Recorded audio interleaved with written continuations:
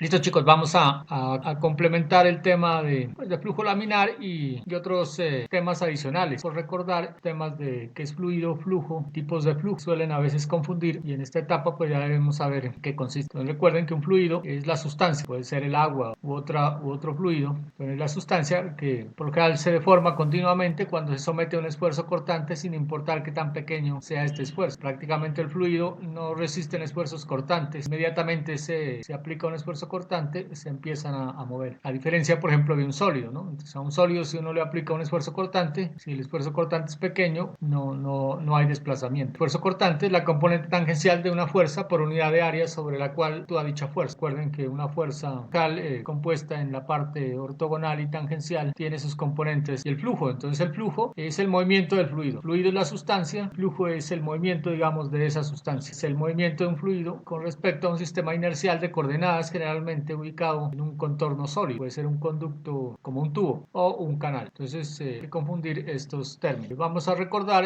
algo de los tipos de flujos que pueden suceder en tuberías, al menos los que más se usan, los que en la práctica, digamos, se presentan. Recuerden que por criterio del espacio teníamos flujo uniforme y no uniforme. Por criterio del tiempo teníamos permanente y no permanente. Permanente, pues que no varía con las propiedades del flujo, no varían con el tiempo.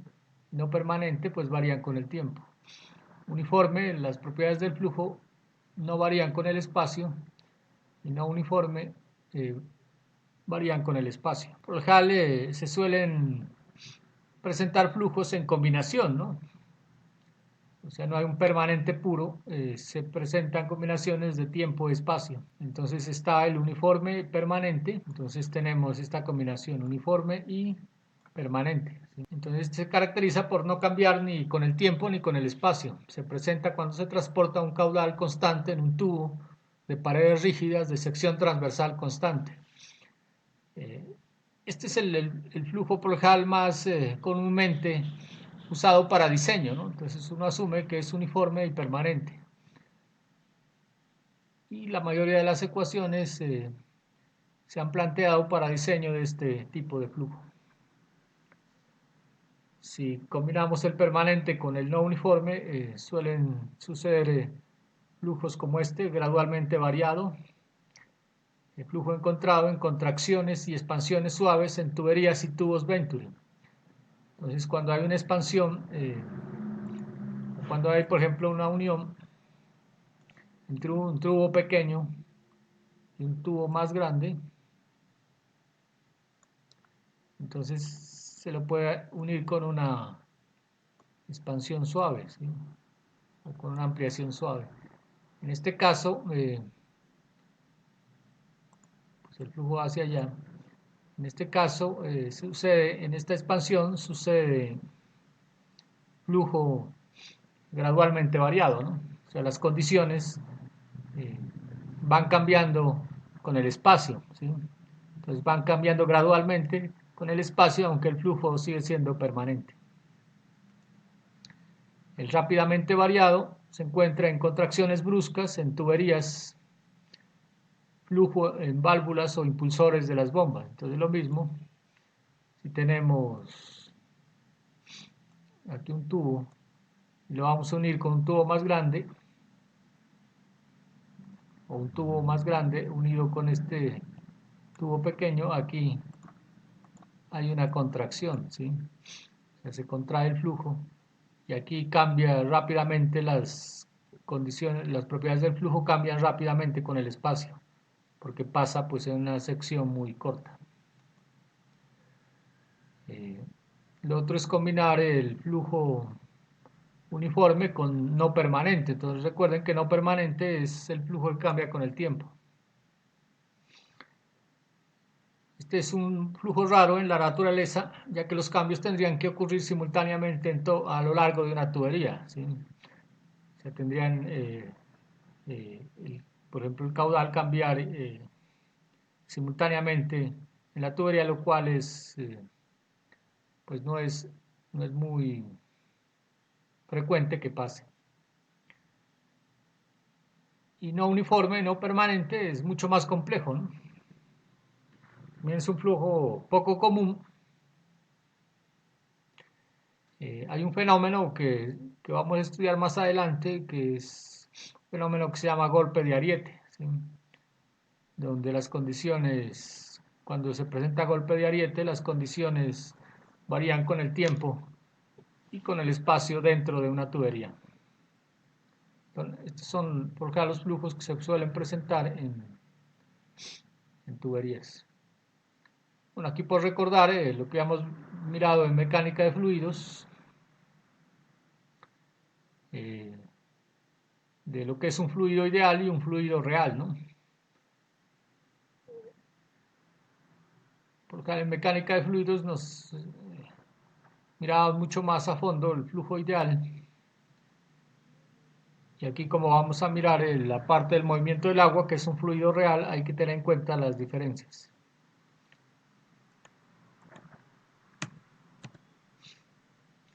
En este fluido ideal es un fluido, pues digamos que no existe, solo es un concepto teórico, es un fluido sin viscosidad, incompresible y esfuerzo cortante nulo, sin fuerzas que generen resistencia al movimiento del fluido.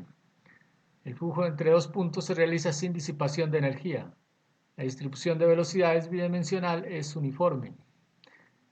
Entonces, este fluido ideal se mueve sin energía, ¿no? Cosa que no ocurre en la realidad. Entonces, si movemos un flujo entre un fluido entre 1 y 2 de los puntos, observamos que las líneas de energía o líneas piezométricas son horizontales, porque no hay pérdida de energía, ¿sí? Porque en algunos casos se suele aproximar el fluido real a un fluido ideal para simplificar el problema y poder solucionar pues de una forma aproximada. Eh, por acá en el flujo ideal la distribución de velocidades es uniforme, ¿sí? En que cada punto transversal del flujo, o del tubo, perdón, si uno mide la velocidad en cada uno de estos puntos, si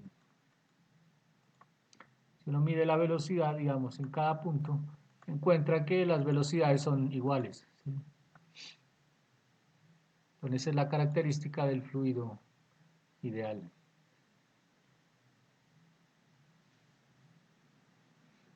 El fluido real,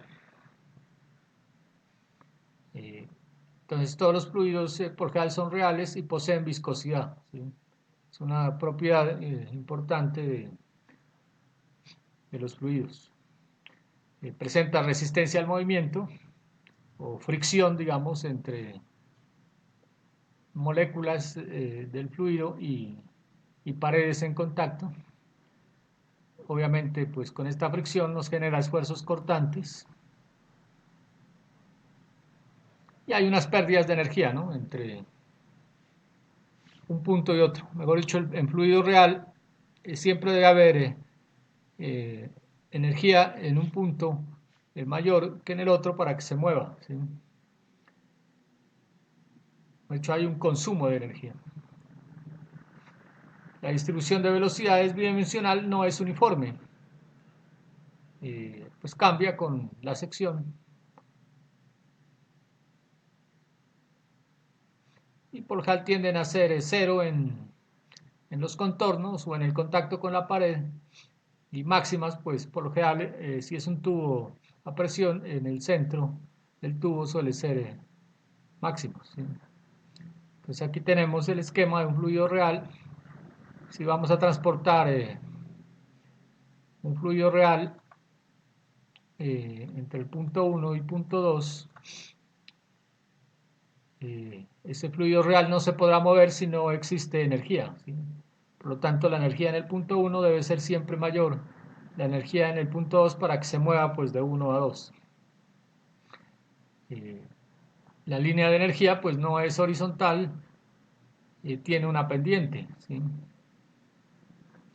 Y la diferencia entre la línea piezométrica o la línea de energía y la línea de energía ideal, que es el plano horizontal, es lo que pues estábamos mirando en la clase pasada, que es las pérdidas, ¿sí? Entonces, estas son las pérdidas de energía. En flujo laminar ya habíamos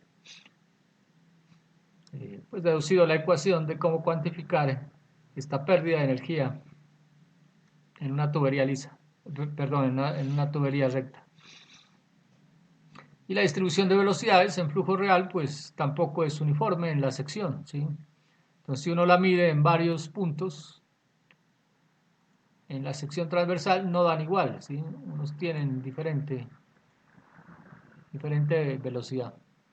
Y eso me genera un perfil pues, de velocidad que dependiendo de las características del flujo pues tendrá su distribución típica. En términos generales, esa es como la diferencia de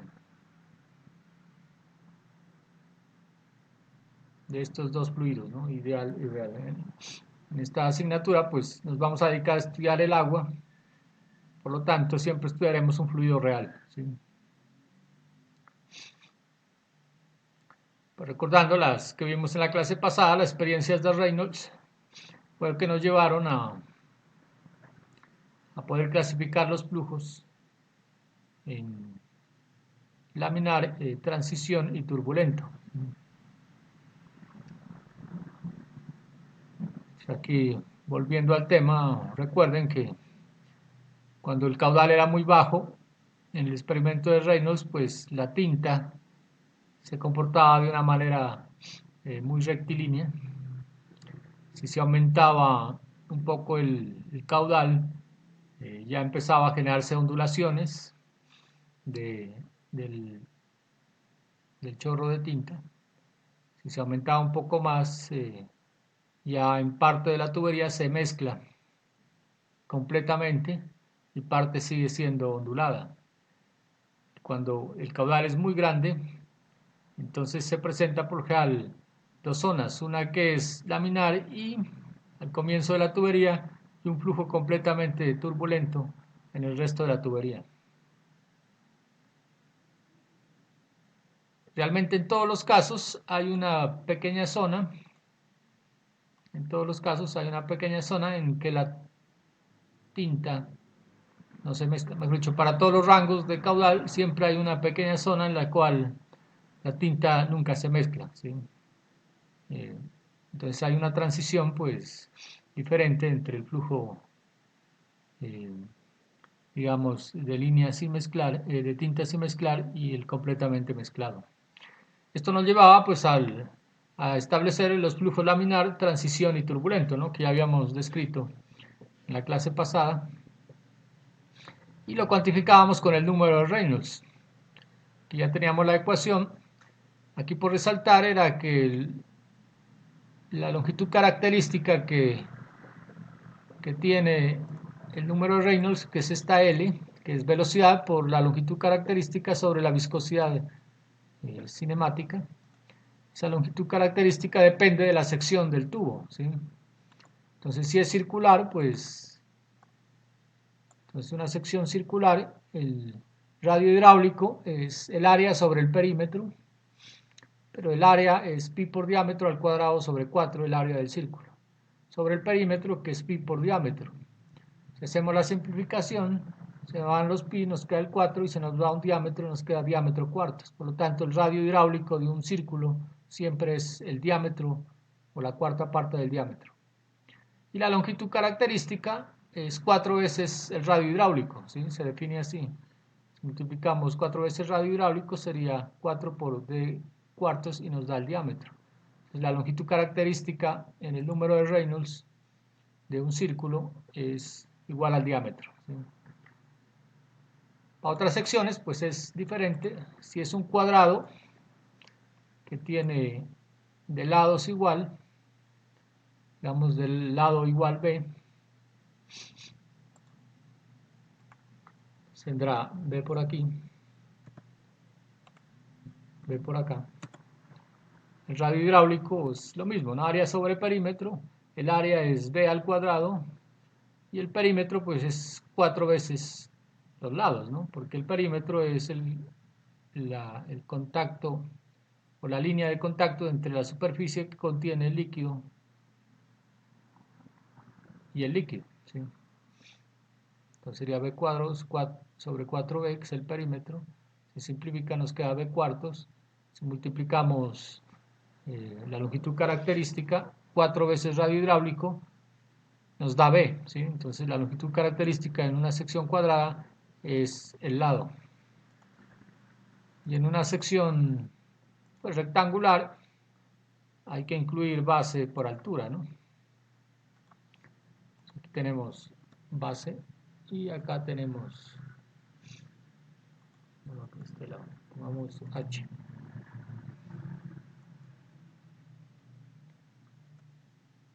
Entonces lo mismo, se calcula área sobre el perímetro, el área es base por h, y el perímetro sería el contorno, pero el contorno está formado por 2 veces el ancho más 2 veces el alto, ¿sí? 2h más 2b, si hace unas simplificaciones, lo multiplicamos por 4 y la longitud característica nos queda de una forma más compleja, 2 veces h sobre hb más 1. La longitud característica para el número de Reynolds de una sección rectangular es mucho más compleja. Cualquier sección, por ejemplo un polígono o una sección que cumpla algo otra geometría, siempre debe cumplir el radio hidráulico, que es área sobre perímetro, ¿sí? Si es sección, incluso la sección irregular, ¿no? Bueno, esto no es normal tener, pero si tuviéramos un tubo de una sección de este estilo, por el cual fluye agua, pues no la podemos sacar geométricamente,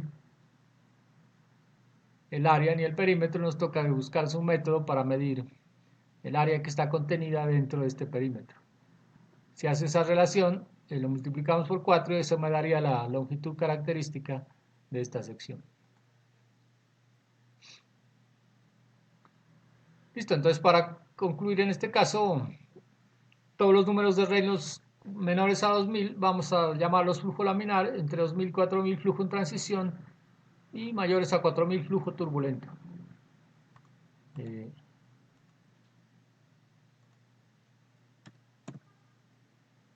Flujo turbulento. Esta clasificación es sumamente importante ya que, como miramos la clase anterior, cada flujo de estos tiene su metodología de diseño.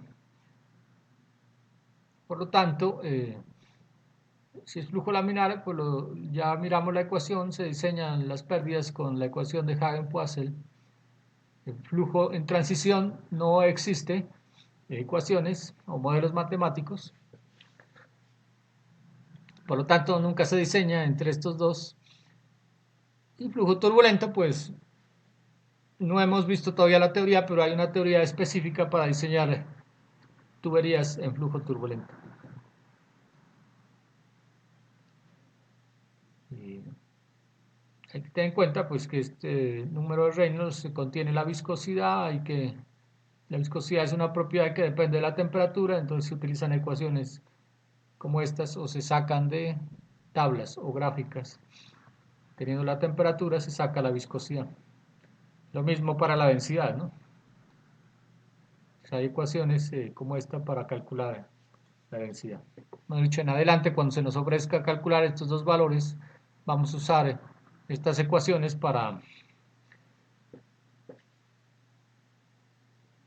que nos dé pues, unos datos coherentes en todos los cálculos. Todo lo que produce pérdidas de energía, porque está relacionado con algo que se llama el esfuerzo cortante, ¿sí? El esfuerzo cortante en tuberías, pues hay una forma de calcularlo, ¿no? Ya habíamos visto en la clase anterior eh, algo sobre esfuerzo cortante, eh, que teníamos como referencia, digamos, una figura como esta, que es una tubería por la cual fluye pues alguna sustancia. Y aquí lo que hacemos es tomar un elemento diferencial y a ese elemento diferencial se le colocan las fuerzas que actúan, ¿sí? Esto es lo que habíamos utilizado para la deducción de la ecuación de Hagen-Poiseuille. Aquí vamos a repetir un poco la teoría, pero en función de los esfuerzos cortantes. Entonces, eh, digamos que si el flujo se está moviendo en esta dirección, hay un roce, ¿sí? Hay un roce o una fricción entre la pared del tubo y el fluido, ¿sí? Eso es como friccionar pues dos superficies, que por lo general pues, se transforman en otro tipo de energía, ¿no? Por ejemplo, en calor, ¿sí? Entonces, si friccionan dos superficies, por lo general se disipa la energía en calor. Este movimiento también suele generar calor, ¿no? Entonces está el peso del fluido, de este elemento diferencial, y están las fuerzas que actúan en las dos caras del fluido, que son fuerzas de presión, ¿sí? Fuerza de presión en uno, fuerza de presión en dos. Recuerden que esta fuerza pues simplemente es multiplicar la presión en la cara 1 que ejerce la cara 1 por el área de la sección 1. Eso me da estas dos fuerzas. Aplicamos la segunda ley de Newton para estado en equilibrio. Sumatoria de fuerzas es igual a 0 y despejamos la variable que nos interesa. En este caso nos interesa este esfuerzo cortante, ¿sí? Aquí lo vamos a llamar tau sub 0, que es esfuerzo cortante por general de pared, ¿sí?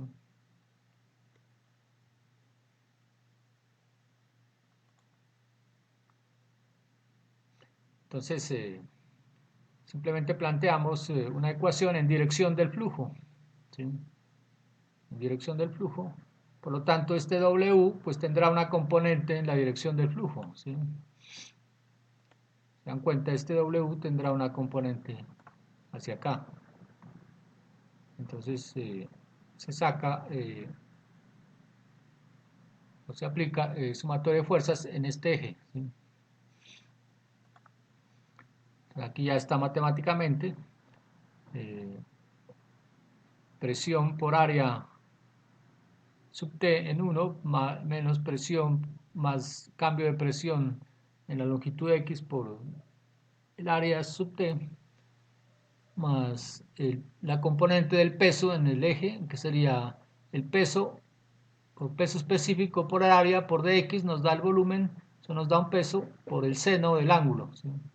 Este ángulo nos da esta componente. Aquí se eliminan términos, por ejemplo con este y el área se eliminan, nos queda dP por AT, o el diferencial de presión por el área transversal.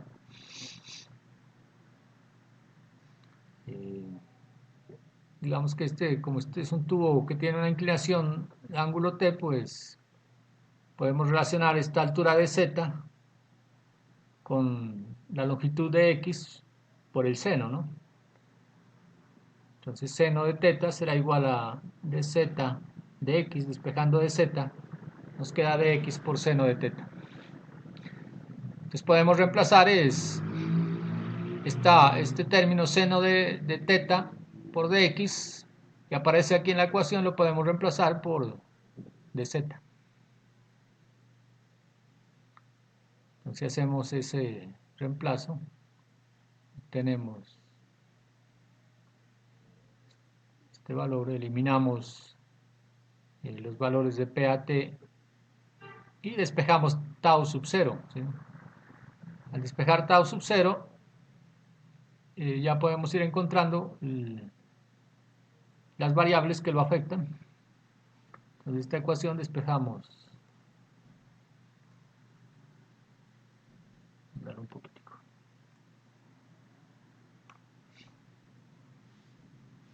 Con esta ecuación de este equilibrio de fuerzas despejamos el esfuerzo cortante de pared y nos aparece este término, ¿no?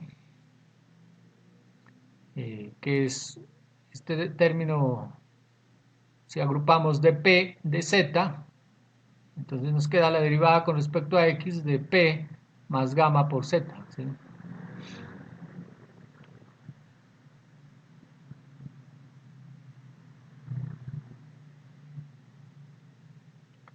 este término, el cambio que hay de la presión y la posición con respecto a X, es lo que se conoce como la pendiente de energía, ¿sí? Entonces, la pendiente de energía entre el punto 1 y 2 es el cambio de la presión y de la posición con respecto a la longitud X, ¿sí? Eso es lo que, recordando acá en la figura que teníamos de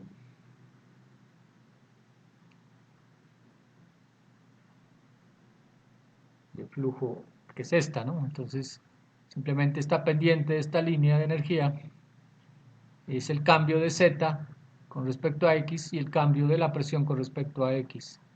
Nos da una inclinación. La pendiente de esa inclinación es lo que llamamos SF, que es lo que aparece acá.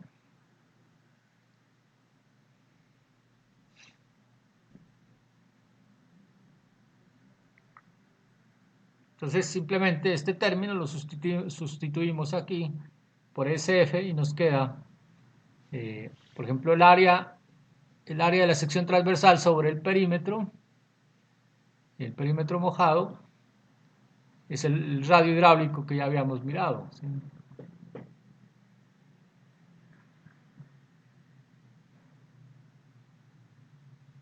Entonces sustituimos radio hidráulico, el peso específico, pues que nos queda ahí, y SF, que son estos términos diferenciales. Y obtenemos una ecuación que es muy famosa o muy conocida, que es el esfuerzo cortante que experimenta un flujo en una tubería entre la pared y el flujo, es el radio hidráulico por el peso específico por la pendiente de energía. Es una de las ecuaciones más clásicas de la hidráulica o del movimiento del agua, ¿sí? Entonces, esto nos permite calcular el esfuerzo cortante.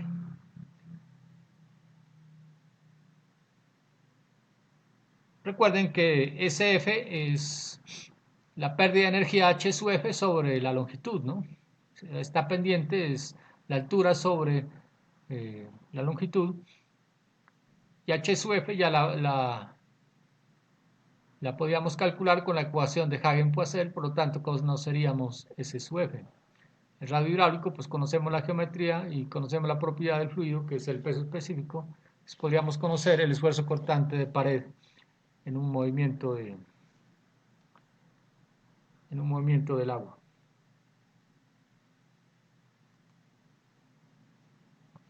Entonces, este H sub F lo podemos conocer por la ecuación de Hagen-Poiseuille, ¿sí? Entonces, si reemplazamos S sub F como H sub F sobre la longitud y despejamos H sub F, llegamos a la misma ecuación de Hagen-Poiseuille en términos del esfuerzo cortante, ¿sí? Haciendo una equivalencia entre, este es para la pared, pero haciendo una equivalencia podemos sustituir este esfuerzo cortante de pared en, en un esfuerzo a una longitud R, ¿sí? O a un radio R en función de la variación del radio, ¿sí? Entonces, si tenemos un círculo, por ejemplo, eh, entonces a medida que el radio se mueve, pues me generará varios esfuerzos cortantes, ¿sí? Entonces el esfuerzo cortante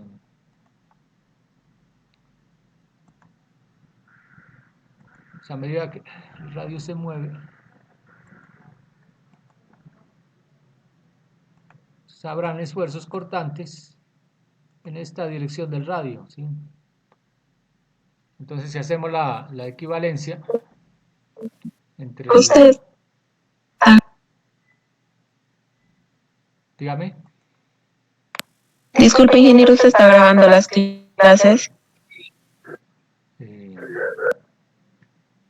eh, sí, yo le di a grabar, pero el video pasado se me perdió, o sea que la clase pasada no tenemos video.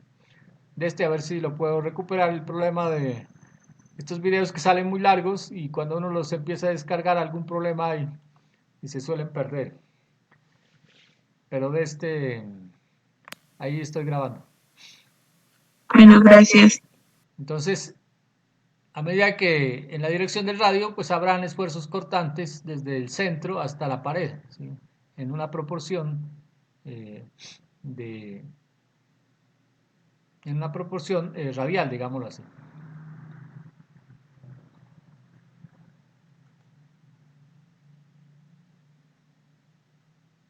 Entonces vamos a hacer este ejemplo para mirar cómo se puede calcular los esfuerzos cortantes o la distribución de esfuerzos cortantes en una tubería.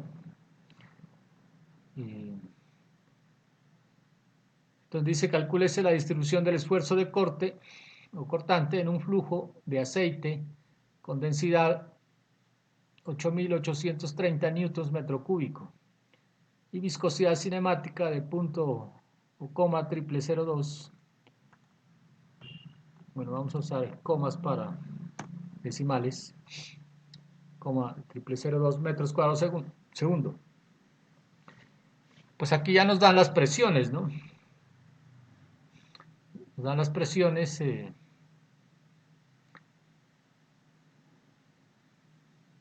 se han medido en la tubería, presiones 1, 2, presión en 1, 350 kilopascales y 250 kilopascales en el punto 2, que sería como esta figura. El tubo está inclinado 40 grados con la horizontal, el diámetro de la tubería es 0.12 metros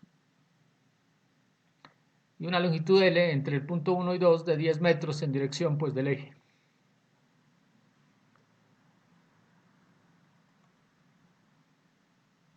Entonces nos toca hallar cómo se distribuyen los esfuerzos con el radio, ¿sí? Con el radio de la tubería. Entonces, si partimos del eje, nos toca mirar cómo se distribuye el esfuerzo cortante en esta dirección.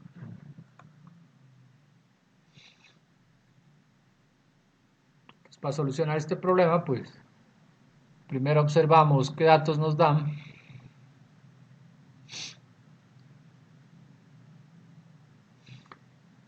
Entonces, por ejemplo, nos dan las presiones. Con esas presiones podríamos calcular y nos dan la distancia entre los dos puntos. Con esas presiones podríamos calcular la pérdida de energía, ¿sí? Aquí como pues, por ejemplo, una pregunta que se puede hacer aquí es, si a ustedes les dan este problema, ¿para dónde fluye el agua? ¿Sí? Perdón, el aceite. ¿Será que va del punto 1 al punto 2 o del punto 2 al punto 1?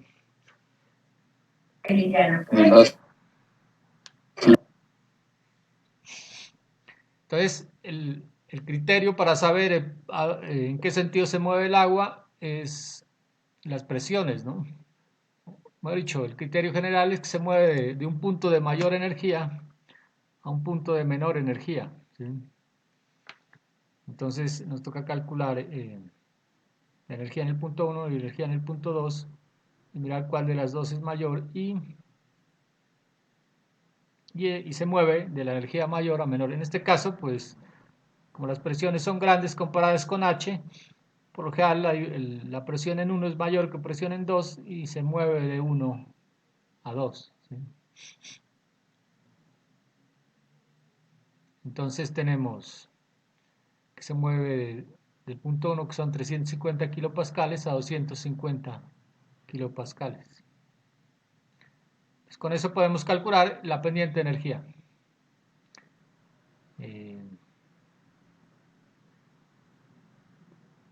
Entonces ya tendríamos la pendiente de energía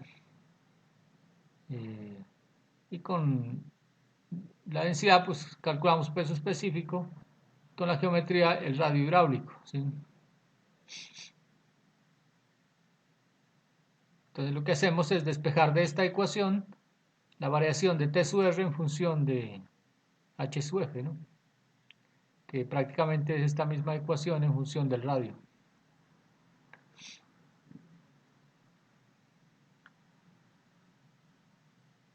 Esta altura h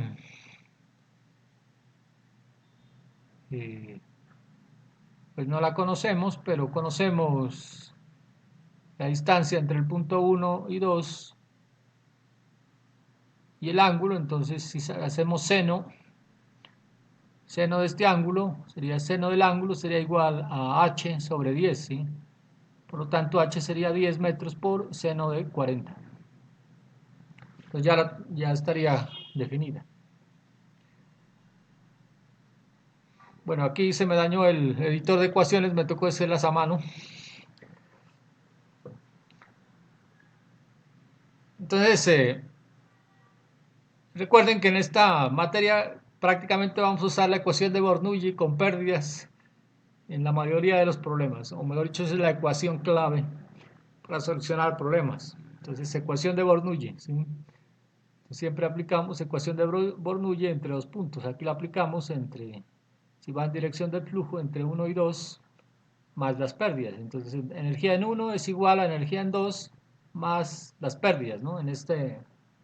Con esta nomenclatura. Entonces aplicamos B1 al cuadrado sobre 2G más P1 sobre gamma más Z1, que sería energía en 1, igual a B sub 2 al cuadrado sobre 2G más P sub 2 sobre gamma más C sub 2, Z sub 2, que es energía en 2, más las pérdidas que hay entre 1 y 2. ¿Sí? Aquí podemos hacer algunas simplificaciones. Como el tubo tiene el mismo diámetro, estas cabezas de velocidad pues son iguales, ¿sí? Entonces se eliminan de la ecuación. ¿Qué más podemos eliminar? Bueno, presiones son las que nos dan. Z1 y Z2 pues están definidos, no los podemos eliminar.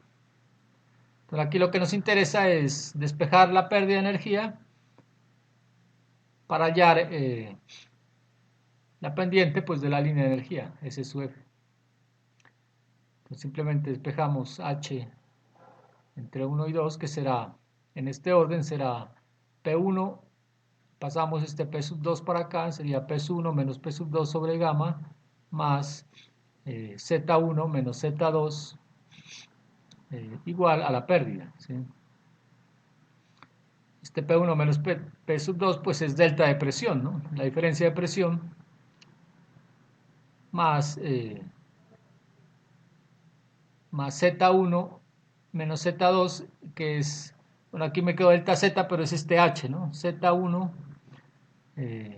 definido como Z2 es este H, sino que hay que tener en cuenta un signo porque Z1 es menor que Z2, por lo tanto hay un signo negativo, ¿sí? Este valor debería ser H, ¿no?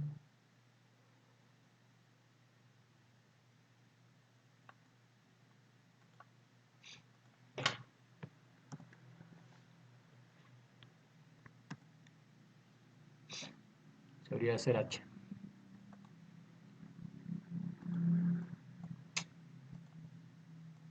Eliminamos este término. Entonces nos queda delta P sobre gamma más H. Para tener en cuenta que Z1 menos Z2 sería H, es negativo. Entonces nos daría menos 10, ya sustituyendo menos 10 metros por seno de 40. Y haciendo la operación, pues nos queda que H sub F entre 1 y 2 son 4.897 metros. Recuerden que estas energías por cada son en metros de columna de agua, ¿no?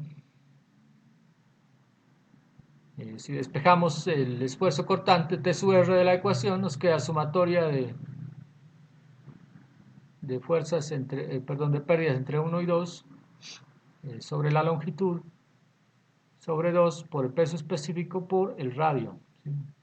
Bueno, esta es una variación lineal o directamente proporcional con el radio. A medida que el radio aumenta, T sub R aumenta. Y esta sería la ecuación de variación del esfuerzo cortante con el radio. Simplemente aquí reemplazamos los valores que tenemos y podemos hacer el cálculo, ¿no? Entonces me da una constante por el radio. Si hacemos una tablita, le damos valores a R como la que aparece aquí.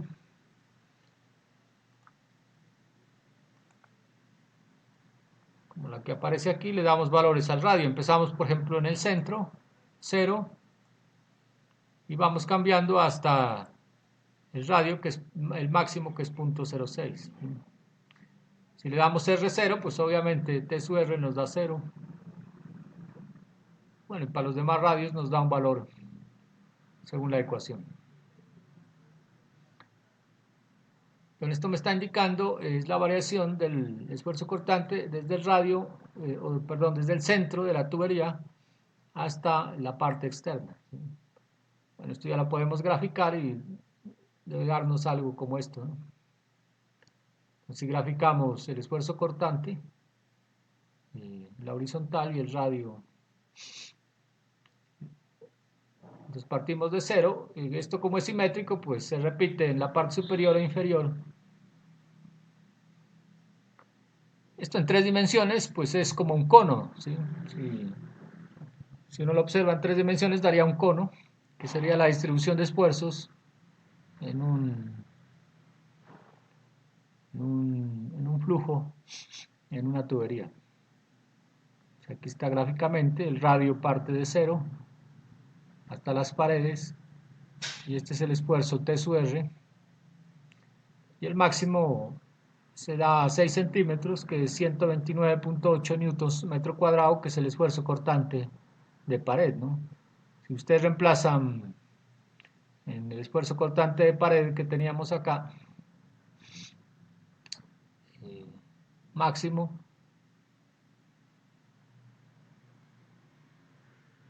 si reemplazan el radio hidráulico por gamma por SF, debe coincidirles este valor, ¿no?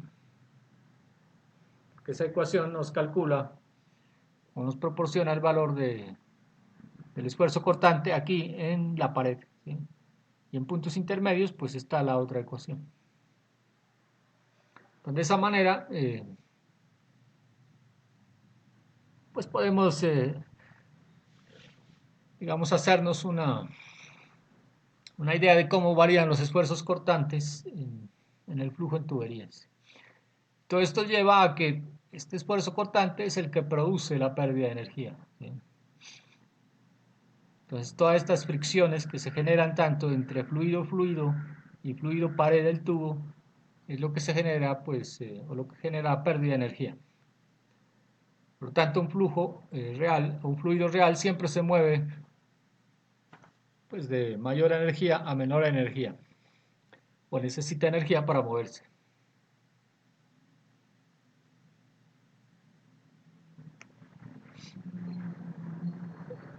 Yo vengo armando algunas lecciones de hidráulica, por ahí tienen algunos errores, algunas cosas que hay que ir puliendo, pero en términos generales, bueno, un porcentaje alto ya están más o menos conformadas.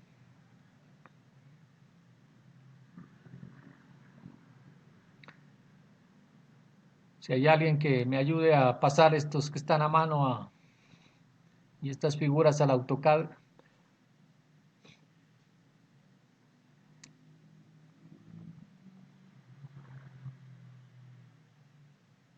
para que nos quede todo digitalizado. Listo, entonces, esta es una parte del esfuerzo cortante en tuberías en flujo laminar, ¿no? Este es el flujo laminar, el esfuerzo cortante es de esta manera. Vamos a ver otro tema.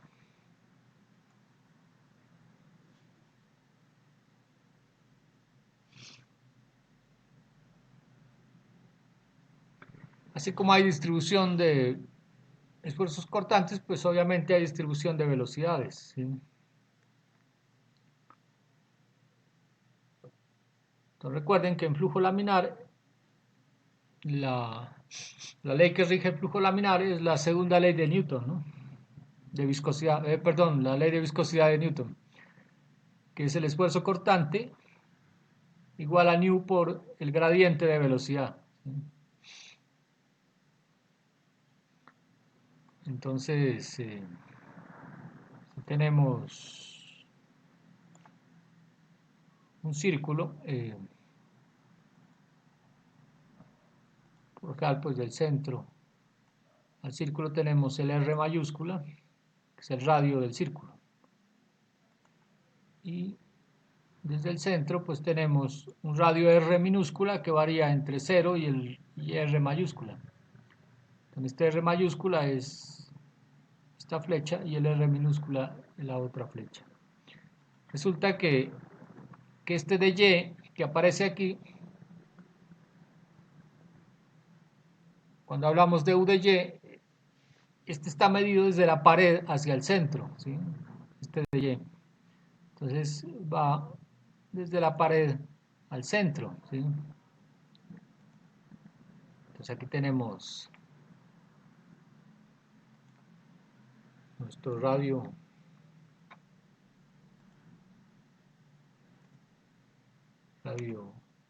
mayúscula, aquí tenemos nuestro R minúscula y aquí tenemos Y, ¿sí? Entonces Y varía desde la pared al centro y el radio varía del centro a la pared, por lo tanto la suma de R más Y debe dar R mayúscula, ¿sí? Ese es como el concepto. Y se puede hacer una transformación de la ley de viscosidad de Newton en función del radio. Entonces se tiene que R es igual a Y más R.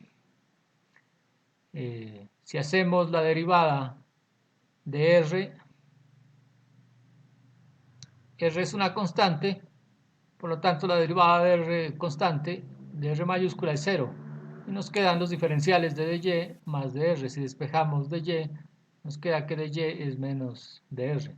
Este signo negativo indica es que el y va en dirección contraria de R. Lo sustituimos y encontramos este valor, ¿sí?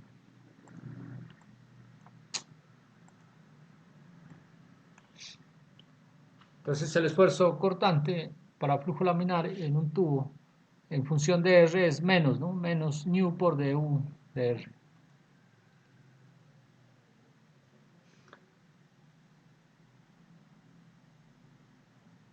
Estas ecuaciones, pues lo que deducimos hace un rato,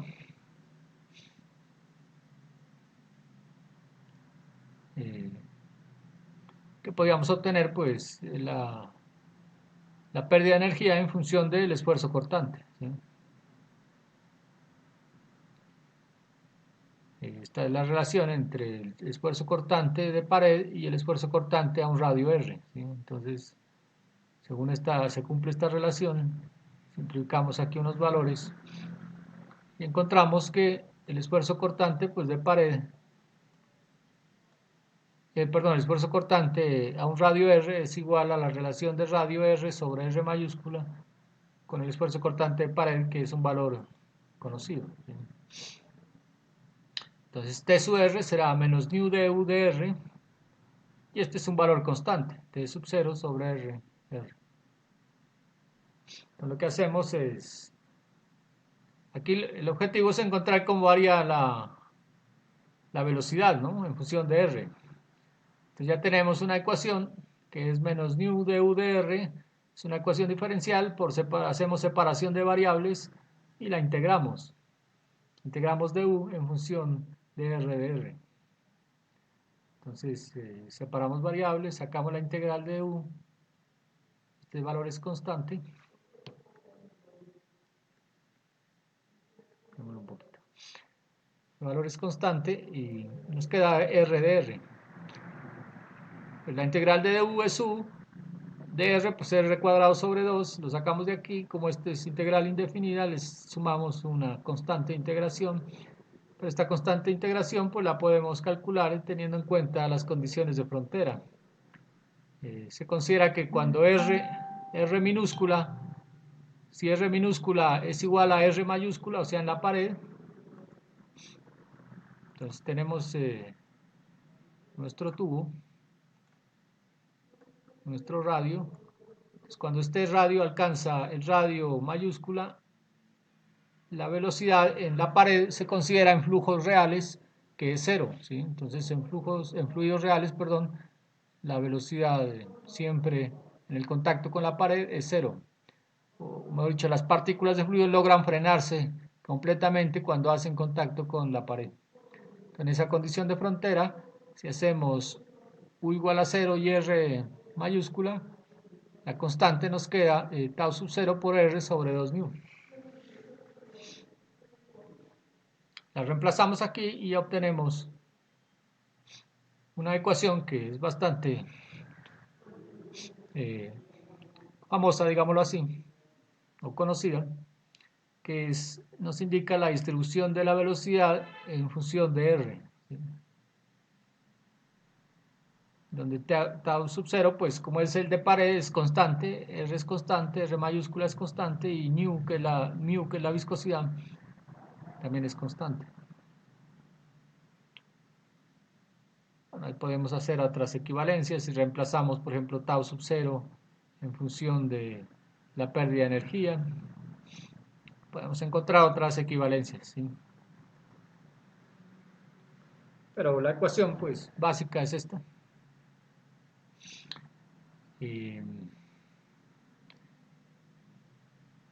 Por lo general, la velocidad máxima se consigue cuando en el centro, ¿sí? En el centro de la tubería, la velocidad es máxima.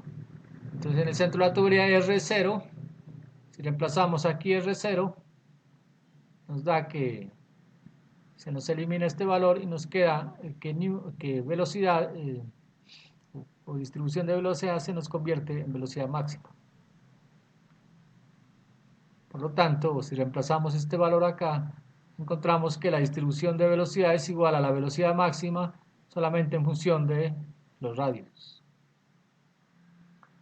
Para hallar la velocidad media, si tenemos la distribución de velocidad, pues recuerdan por mecánica de fluidos que la velocidad media es igual a 1 sobre el área total por la integral de la distribución de velocidades por el área, por el diferencial de área.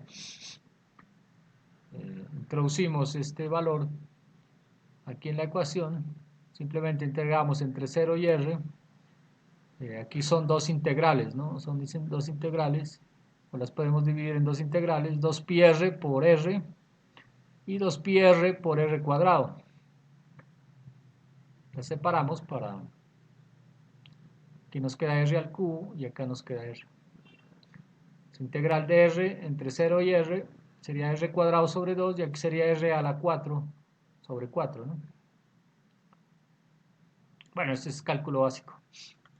Hacer la simplificación nos queda que la velocidad es igual a 2 veces la velocidad máxima sobre R cuadrado por R cuadrado, simplificando, obtenemos que la velocidad media es igual a la velocidad máxima medios. Hemos dicho, la velocidad media es la mitad de la velocidad máxima. Esto recuerden que es en flujo laminar, ¿no? Estamos trabajando en flujo laminar. Entonces ya tenemos unos valores constantes, digámoslo así,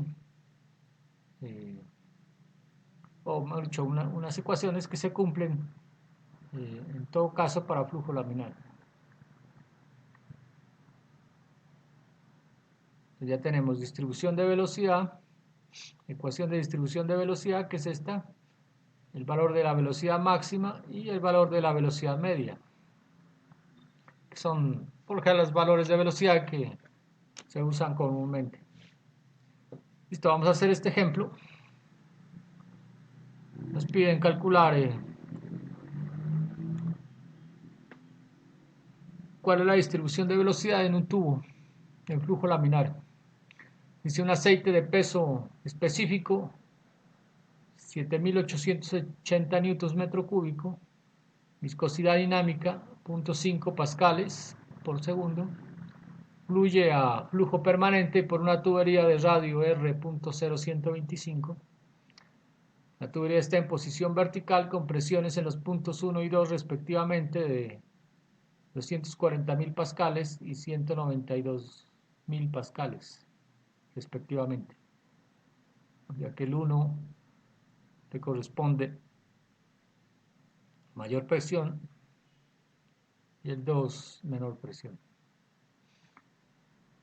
La distancia vertical entre los puntos es de 13 metros. Encontrar y dibujar la distribución de velocidades. Este sería como el esquema del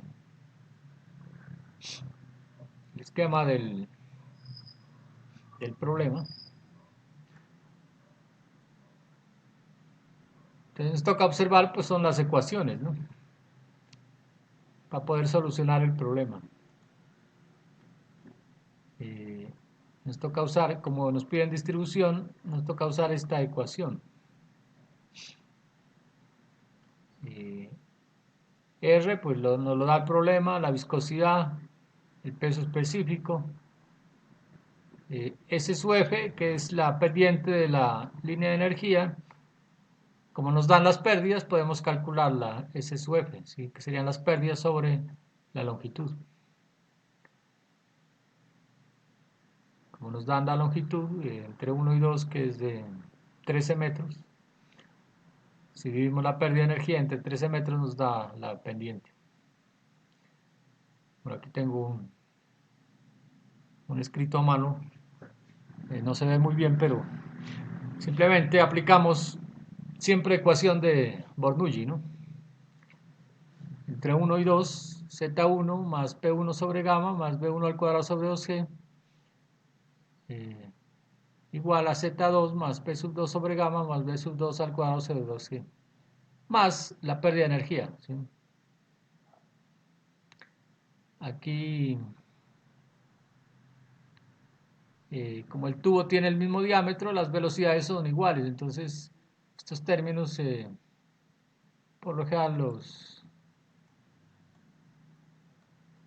sacamos de la ecuación y despejamos H sub F, ¿sí? Despejamos H sub F, nos quedaría Z1 menos Z2 más P sub 1 sobre gamma menos P sub 2 sobre gamma. Si lo dividimos sobre la longitud nos da la pendiente S sub F, ¿sí? Que está en la ecuación pues, de la distribución de velocidad.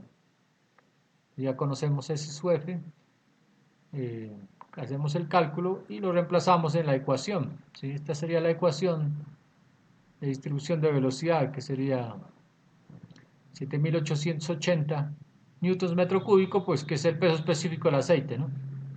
1,47, que es la pérdida de energía, o la pendiente de la pérdida de energía, 0,5 newtons metro cuadrado por segundo, que es la viscosidad cinemática. Newtons, recuerden que newtons metro cuadrado es pascales, ¿no? Pascales por segundo, sobre una constante que es 4. El radio máximo es 0,0125 metros cuadrados menos R. Si hacemos una operación nos queda una ecuación de la velocidad solamente en función del radio, ¿sí? Pues tenemos esta ecuación en función del radio. Le damos valores a R y podemos calcular la velocidad. O sea, aquí le damos valores a R. Bueno, ahí en el orden que sea, pero podemos partir del máximo a 0 o del centro al exterior.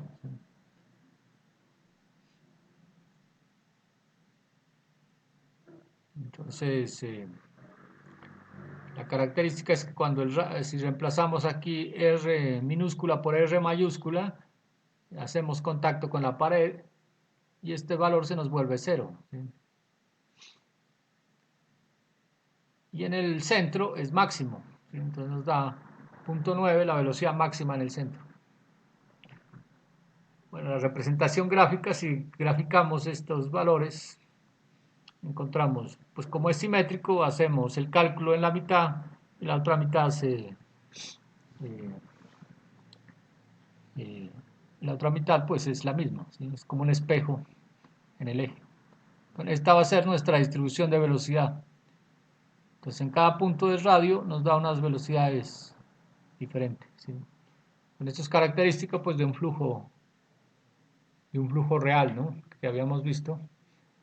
Si esto fuera flujo ideal, nos hubiera dado en todos los puntos una igual velocidad.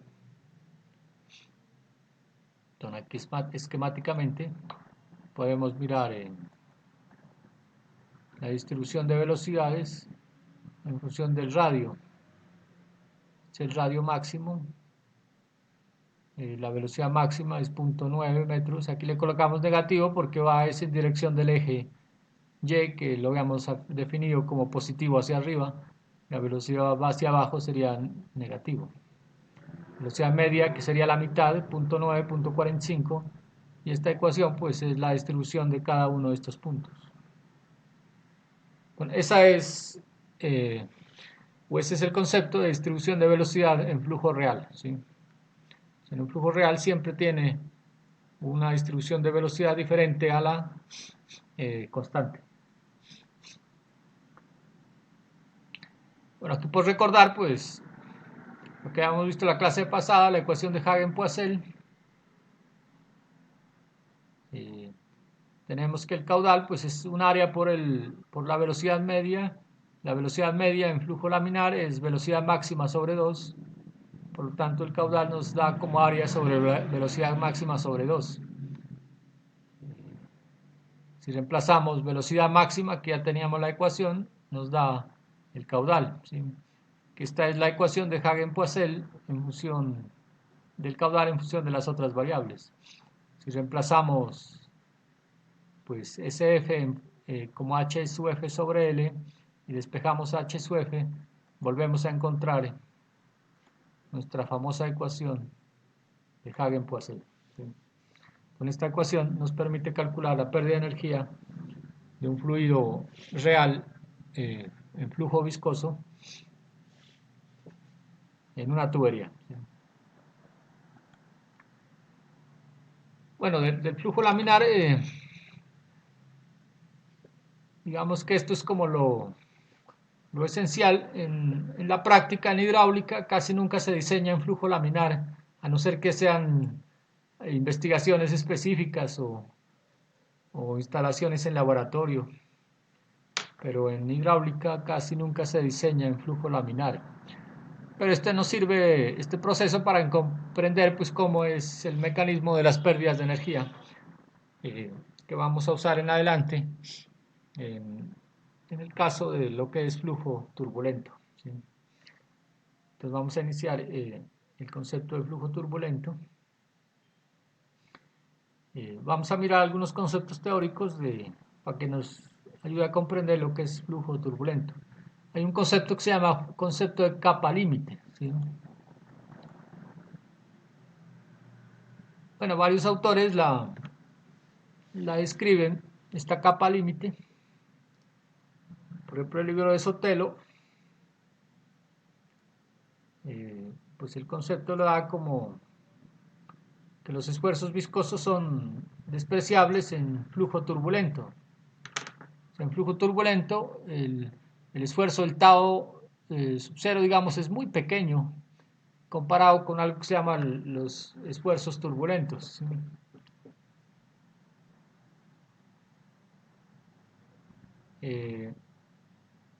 Este es flujo. Entonces, esta capa límite, en términos generales, es una pequeña capa que se forma. Si este es el conducto, esta capa límite es una pequeña capa que se forma cerca a las paredes, ¿sí? Entonces, cerca a las paredes hay una pequeña capa, digamos, de esta forma. Es una pequeña capa que es la que se denomina capa límite. Lo dicho, cuando hay flujo turbulento en el tubo, también hay una pequeña capa junto a la pared que corresponde a una capita laminar, ¿sí? De flujo laminar. Ese espesor de esa capa es lo que se conoce como capa límite. El profesor Saldarriaga la define como la capa límite, como la zona del flujo que se ve afectada por el esfuerzo cortante generado por el fluido en movimiento cuando interactúa con una superficie o pared sólida, ¿sí? Entonces, esa capa, digamos, vecina o adjunta a la pared es lo que se conoce como capa límite. O sea que aparece un término en flujo turbulento que es la subcapa laminar viscosa, ¿sí? Esta subcapa laminar viscosa, denominada como delta en letra griega, digamos que es el espesor, ¿sí? El espesor que tiene esa subcapa laminar.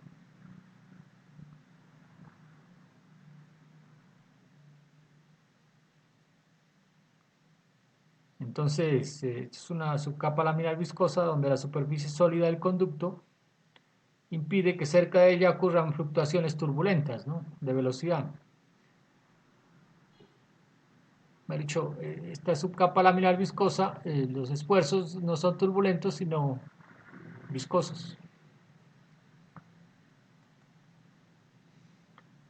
Esto nos permite, de alguna forma, ir caracterizando lo que es el flujo turbulento. Así como hay distribución de velocidades en flujo laminar, también hay distribución de velocidades en flujo turbulento. Antes de estudiar esta distribución de velocidades, vamos a ver un concepto que prácticamente nos sirve como parámetro de diseño, que es el concepto de tubos hidráulicamente lisos y rugosos. Entonces, pues todas las superficies tienen una rugosidad, ¿sí? Por muy lisas que se vean, si uno las observa al microscopio, tienen una rugosidad. Esa rugosidad es absoluta, pero depende del flujo.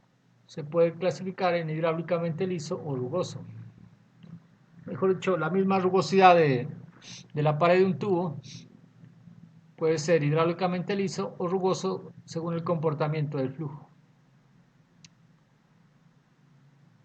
Para ello utilizamos el concepto de la subcapa laminar viscosa.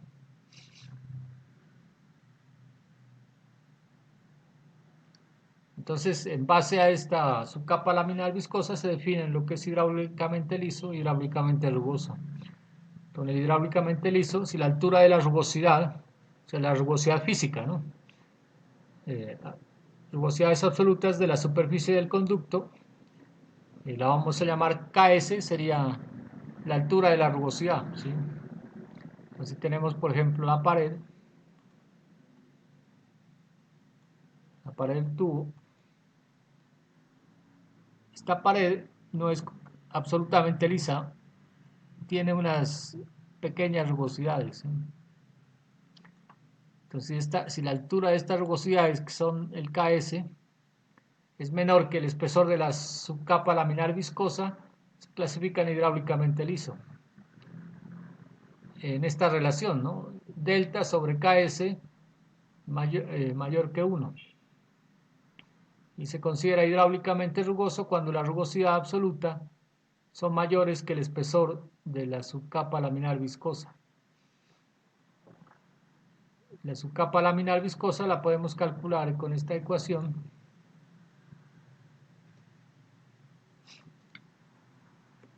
que esto es determinado pues experimentalmente, ¿no? 11.6 por la viscosidad cinemática sobre U asterisco. Este U asterisco es un término pues muy clásico, muy famoso, que se conoce como velocidad de corte, ¿sí? Y se llama velocidad de corte porque este término tiene unidades de metros sobre segundo, por eso se llama velocidad de corte o velocidad de cortante. Esta velocidad de corte relaciona al esfuerzo cortante de pared que ya miramos sobre la densidad. Entonces es raíz del esfuerzo cortante sobre densidad. Si ustedes reemplazan las unidades en un sistema de medida, este término les da en metros sobre segundo, ¿sí? Por eso se llama velocidad. Si reemplazamos T sub 0 con la ecuación que ya hemos deducido, que es gamma por radio hidráulico por la pendiente de energía sobre la densidad, recuerden que peso específico sobre densidades y gravedad la velocidad de corte se nos transforma en raíz cuadrada de radio hidráulico por la gravedad por eh, la pendiente de energía.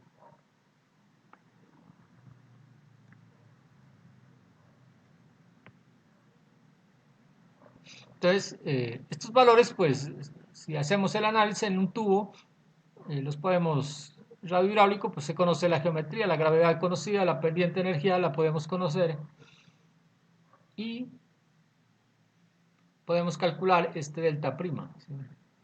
Lo comparamos con la altura física, que es lo que se plasma aquí en estas figuras. Si ustedes observan, esta digamos que es la pared del tubo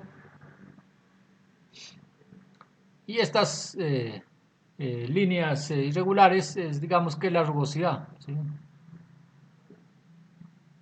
Si nosotros conducimos un flujo y calculamos el espesor de la subcapa laminar, en este caso si observan la subcapa laminar está por encima de las rugosidades, o sea que las cubre todas. De hecho, esto es como colocarle un lubricante a una superficie en el cual ya no actúan las rugosidades, sino quedan tapadas por esta capa laminar. ¿Sí? Entonces, esto se considera que es hidráulicamente liso. Pero la misma rugosidad, si por ejemplo aumentamos el caudal, la subcapa laminar viscosa se disminuye. ¿Sí? Entonces, aquí no es que las rugosidades varíen, las rugosidades son las mismas, pero lo que disminuye es la subcapa laminar viscosa. Entonces se dan cuenta que en este flujo parte de las rugosidades quedaron por fuera. Y esto genera pues más pérdida de energía y se llama hidráulicamente rugoso. Es un concepto sumamente importante porque lo vamos a usar durante toda la asignatura, saber en qué situación estamos, si estamos hidráulicamente liso o rugoso para hacer el diseño.